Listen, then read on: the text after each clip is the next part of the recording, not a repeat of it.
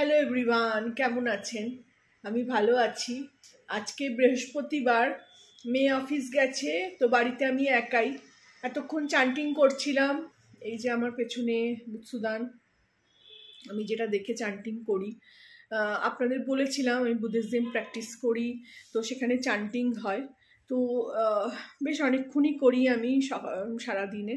তো এই চান্টিং করে উঠলাম, তার আগে একটু কফি আর একটু মুড়ি খেয়েছি। মেয়ে তো সকালবেলায় বেরিয়ে গেছে 11:15 নাগাদ। তো ও বেরিয়ে গেলে আমি এই একটু কফি মুড়ি খেয়ে তারপরে প্রেয়ার করতে বসি, চান্টিং করতে বসি।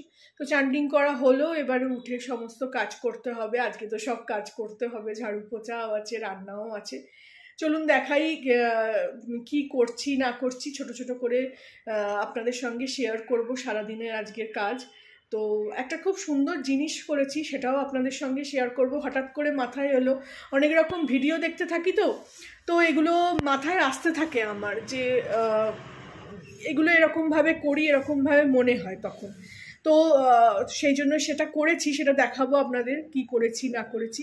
আর এই বাড়িটা তো বেশ স্পেশিয়াস, বেশ আলো হাওয়া রোদ্দুর সব রকম আছে।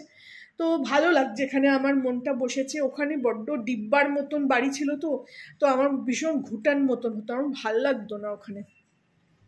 তো এখানে রান্নাঘরও বেশ বড়, বেশ রান্না করেও আরাম, আর আলো রয়েছে সারাক্ষণ, সারাদিন খুব আলো এখানে। মানে সন্ধে হওয়া পর্যন্ত প্রচণ্ড আলো, আলো জ্বালাতে হয়ই না এখানে। তো এই আজকের দিনটা শুরু করলাম। চলুন দেখি কি করছি, কি করেছি আর কি করব। এদিকে এখনো বিছনা ঘর ঝাড়িনি, বিছনা ঝাড়বো। এই যে সব চান্টিং করলাম, জামা কাপড়ও ব্যালকনি আছে, এখন জামা কাপড় ওখানে মেলে দিলে, রাত্রির করে কাচি, মেলে দিলে সমস্ত সকালবেলা একদম রোদ্দুর তো প্রচণ্ড, তো কাপড় জামা নষ্ট হয়ে যাওয়ার ভয় থাকে। তো ওই একদম মানে রংচটা জিনিস আমার পছন্দ না। তো ওই কাপড় জামা সকালবেলাই একেবারে উঠে তুলে নিয়েছি। এখন তো এখানে ওঠাটাও, ঘুম থেকে ওঠাটাও তাড়াতাড়ি হচ্ছে, 8টা সাড়ে 8টার মধ্যে উঠে পড়ছি। এখানে গোপাল আমার সুন্দর করে সাজিয়ে রেখেছি। ঠাকুরের জায়গাটা ছোট হয়েছে একটু, ঠিক আছে, কোনো অসুবিধে নেই, আমার ভালো করে সাজানো হয়েছে। নিচেটা এইভাবে সাজিয়ে রেখেছে, মানে আমার মেয়েই সাজিয়েছে। এই যে দেখাই, যেটা বলছিলাম আপনাদের সঙ্গে, আমাদের 3খানা পিচবোর্ডের বক্স এসছে রান্নাঘরের সব জিনিসগুলো প্যাকার্স মুভার্সে। তো এইভাবে উল্টে, মানে সোজা করে না, উল্টে এরকমভাবে রেখেছি, আর রেখে এইভাবে এটা দরজার মতন করে নিয়েছি। এখানে আমি কালকে একটু টেপ চিপকে দিয়েছি। তো সবসময় তো এটা দরকার লাগবে না, তো সাইড, এটা খাটের সাইড টেবিল মতনও হয়ে গেছে। তো এর ওপরে একটা ওড়না কিংবা টেবিল ক্লথ টাইপের একটু চাপিয়ে দেবো, আর দেখতে সুন্দরও হবে। এইটা দরজার মতন হয়েছে, এটা খুললে আপনাদের দেখাতে চাই। এটা একটু দাঁড়ান, খুলি এটাকে, আবার নয় লাগিয়ে দেবো। এই যে এটাকে এইভাবে আটকে রেখেছি। এখন এটা দরজার মতন কাজ করবে। এই ভেতরে জিনিস রেখেছি, এইখানে দেখুন, এই যে খুলে ভেতরে জিনিস রেখেছি। দাঁড়ান দেখাই আপনাদের, এটা আবার নয় লাগিয়ে নেব। কালকে এটা লাগিয়েছি, এটা খোলাই ছিল, কারণ এখানে ভীষণ না, এখানে আবার আটখোলা নেই, এখানে আবার খুব পিঁপড়ে। এই দেখুন, এইভাবে দরজার মতন খোলা হচ্ছে, খুলে এই যে ভেতরে জিনিসপত্র রেখেছি, ব্যাগ ট্যাগগুলো রেখেছি। কারণ এখানে তো কোনো সেরকম আলমারি নেই এখনো পর্যন্ত, আর বাইরে রাখার থেকে এখানে ভেতরে রাখলে ধুলোও পড়বে না। তো এইভাবে এই জিনিসটাকে, মানে এটাই একটা, আমার মেয়ে বলছে, বাবা তোমার কি ক্রিয়েটিভ মাইন্ড গো, কি করে ভাবলে এগুলো।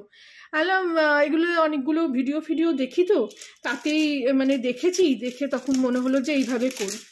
তো এরা তো সবসময় খুলবো না, এটা বন্ধ রাখবো। তো এইভাবে জিনিসটা হয়ে আছে। আর ওপরে আমি এখান থেকে হাত পেলেই এখানে আমি আমার চশমা, খাতা, এই ফোনটা, ট্রাইপডটা, একটু জলের বোতল সব রাখতে পারি।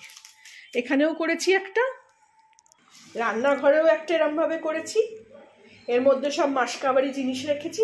এখানে আর আমি মানে টেপ দিয়ে চিপকাইনি, কারণ সামনে যেহেতু জিনিস আছে সেহেতু ওটা বন্ধই থাকছে, ওটা খুলছে না।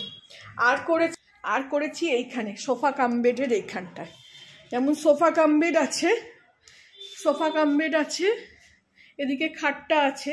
এখানে তো একটা সেন্টার টেবিলের দরকার লাগে অনেক সময়, মানে দরকার লাগেই, আমি এখনই কিনবো না, কিন্তু এই পিচবোর্ডের বক্সগুলো এতটাই শক্ত যে এইখানে আমি এটাকেও এইভাবেই রেখেছি। এর ওপরেও একটা টেবিল ক্লথ রেখে দেবো, এর মধ্যেও এইসব জিনিস, টুকটাক জিনিস কয়েকটা রেখেছি, এই যেগুলো বাইরে পড়ে থাকবে না, এই যে সব রেখেছি কয়েকটা টুকটাক জিনিস।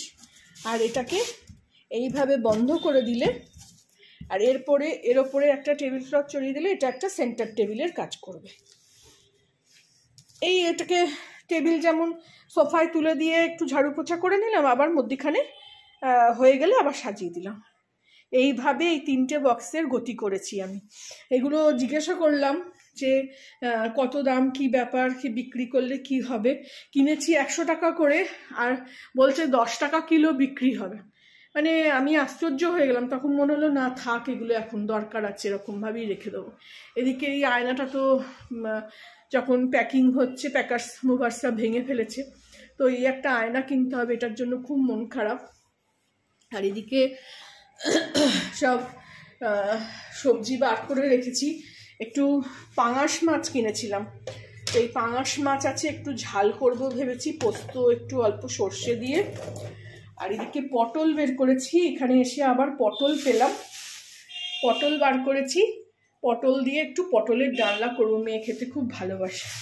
এখানে পটল, কাঁচা লঙ্কা, টমেটো, আদা, নিরামিষ করেই করব, তো এইভাবে করব। আর এদিকে এরকম ইন্ডাকশান আর গ্যাসটা এরকমভাবে রেখেছি।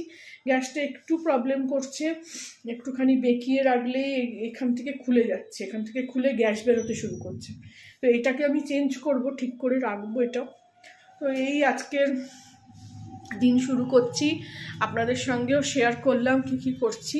এখানে মেয়ে জল ভরে দিয়ে গেছে অলরেডি, কি কি করব, কি কি করছি, এটা আপনাদের সঙ্গে শেয়ার করলাম।